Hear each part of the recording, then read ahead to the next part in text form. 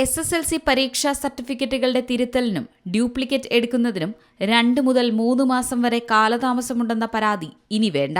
പരീക്ഷാ ഭവനിൽ എത്തിയ അപേക്ഷകരുടെ പരാതികൾ നേരിട്ട് കേട്ടറിഞ്ഞ മന്ത്രി അടിയന്തര നടപടിക്ക് നിർദ്ദേശം നൽകിയിട്ടുണ്ട്.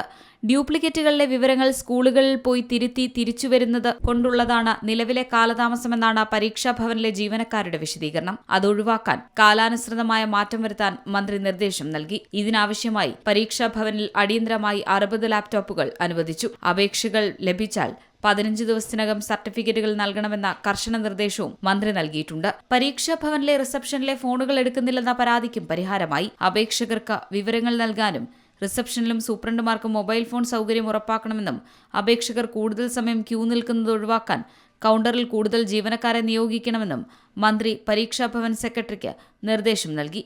ഇക്കാര്യങ്ങളെല്ലാം പരീക്ഷാഭവൻ ജോയിന്റ് കമ്മീഷണർ മോണിറ്റർ ചെയ്ത് റിപ്പോർട്ട് ചെയ്യണമെന്നും മന്ത്രി ആവശ്യപ്പെട്ടിട്ടുണ്ട്. ഇക്കാര്യത്തിൽ കർശന മാർഗനിർദ്ദേശം തയ്യാറാക്കാൻ പൊതുവിദ്യാഭ്യാസ ഡയറക്ടറോട് മന്ത്രി നിർദ്ദേശിച്ചു.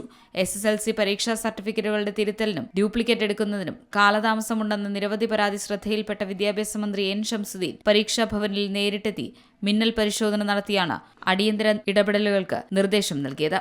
News desk Zee Malayalam news.